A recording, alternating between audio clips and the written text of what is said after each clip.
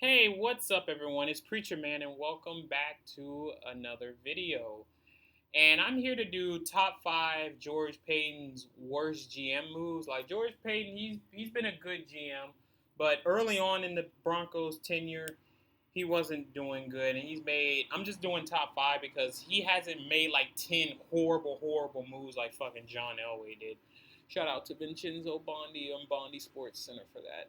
But I'm gonna do the top five worst moves by George Payton.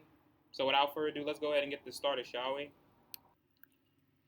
No, this isn't Jade Barron, who's our rookie. This is Kyle Fuller. This is number five, signing Kyle Fuller with Vic Fangio.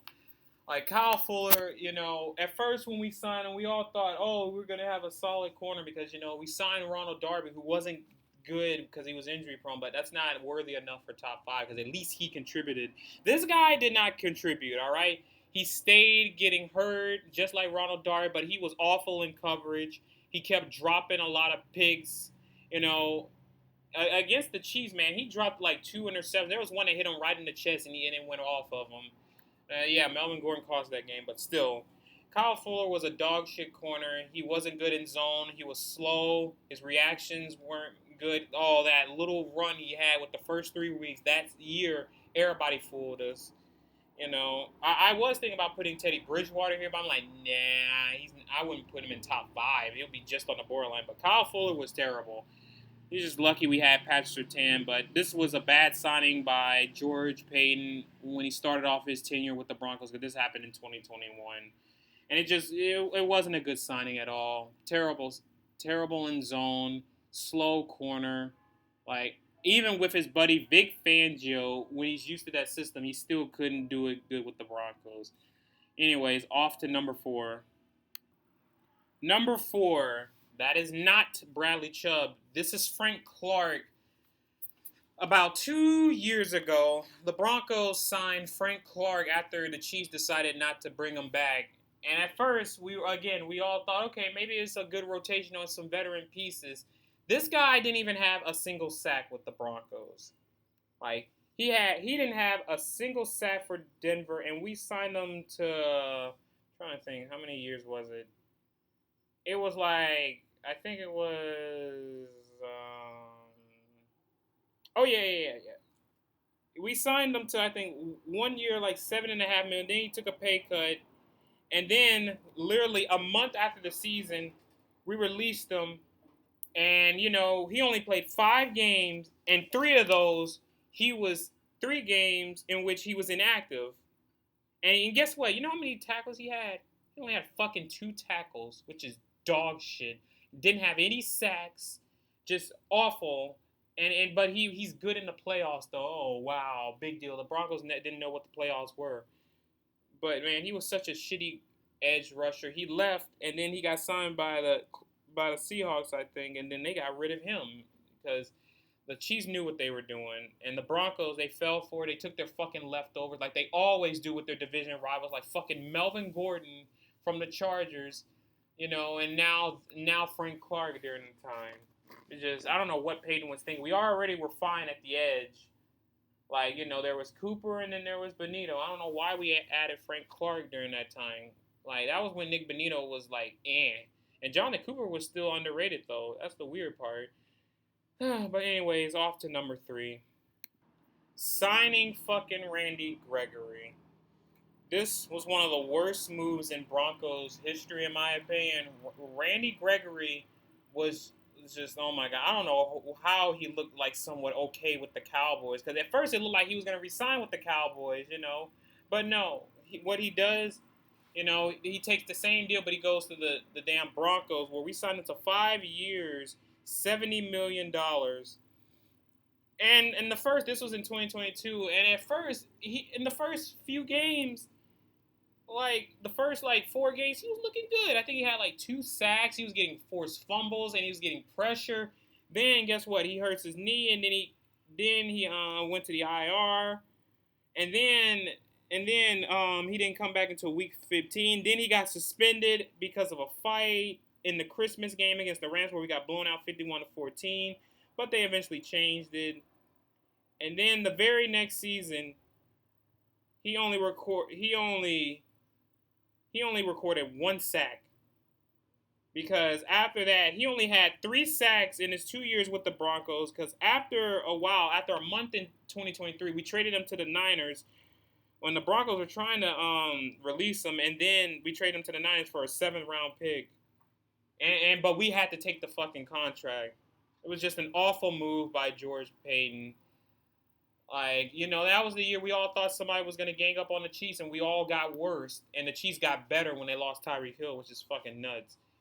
Randy Gregory, just terrible. He was a thug, but he didn't have problems here outside of that fight.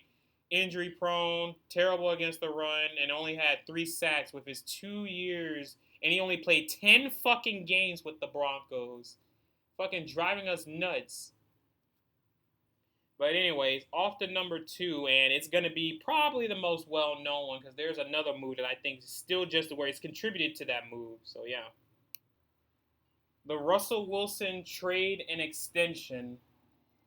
This was one of the worst trades in NFL history. The Broncos, they traded 2 first-round picks and 2 second-round picks, along with a 5th, with Drew Lock, Shelby Harris, and Noah Fant. All of them are not even on the Seahawks anymore. Well, Drew Lock went back, and they're all not good.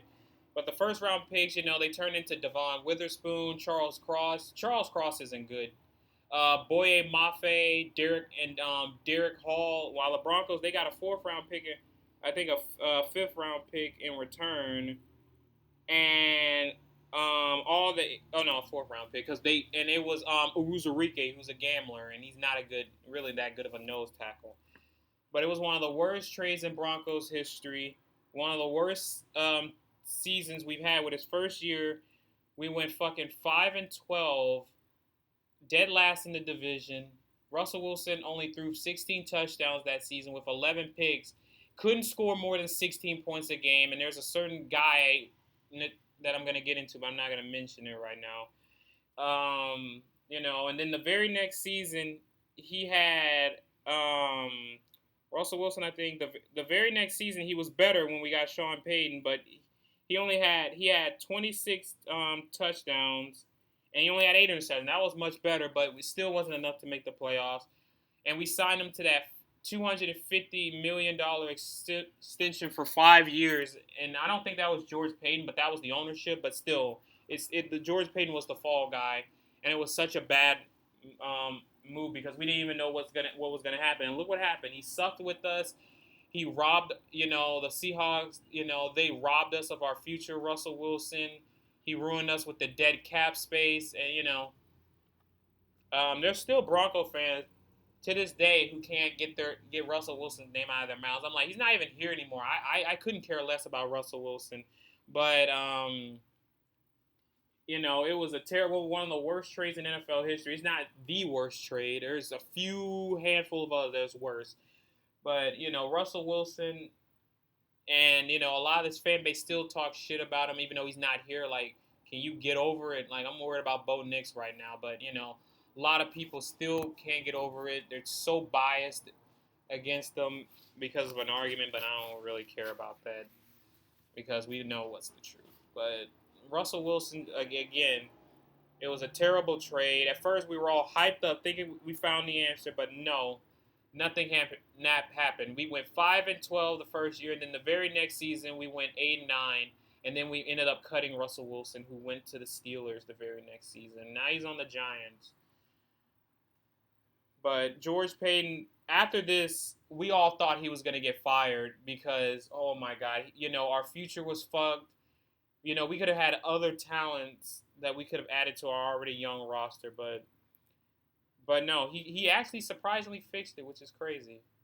But this next move is the main reason why Russell Wilson was bad, because he went to the Steelers and he balled out, and they went to the fucking playoffs. But this next move is going to be a little obvious, and it's going to contribute to why this happened. The worst move in George Paton's tenure goes to hiring this fucking guy known as Nathaniel Hackett.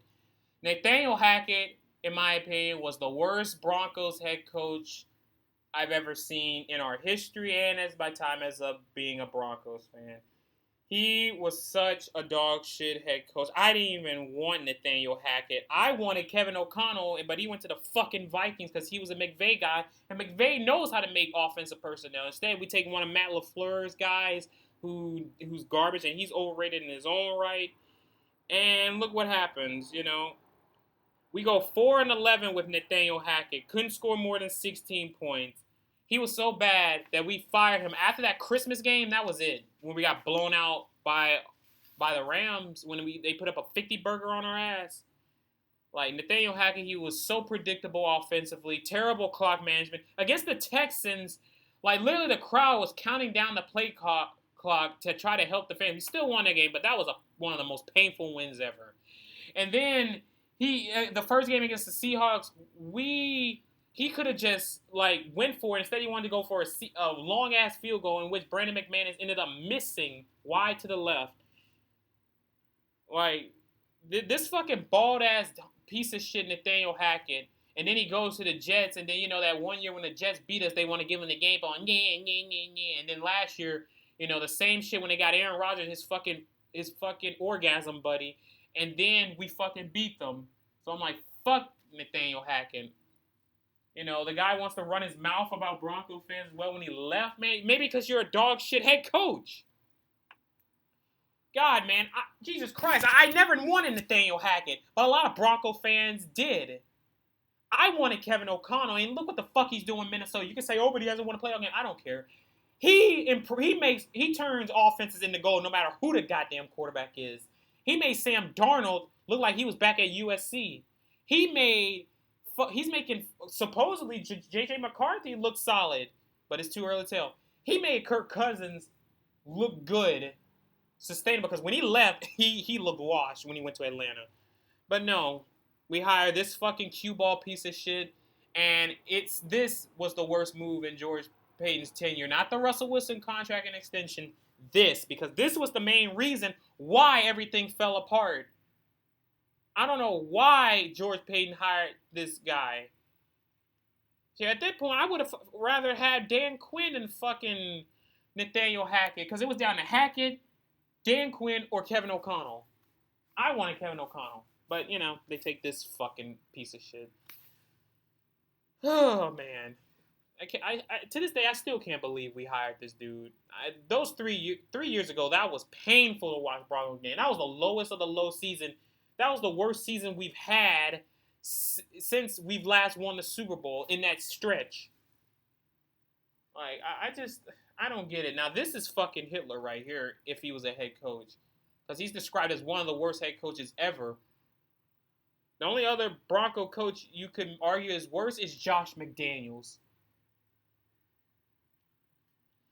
But yeah, that's all I wanted to say, guys. Make sure you hit the like, comment, subscribe. I will see you guys later. Peace out. Go Broncos. Hope you liked the video. Tell me your thoughts or even some moves you think was just as worse from George Paton. But yeah, that's all I gotta say. Peace.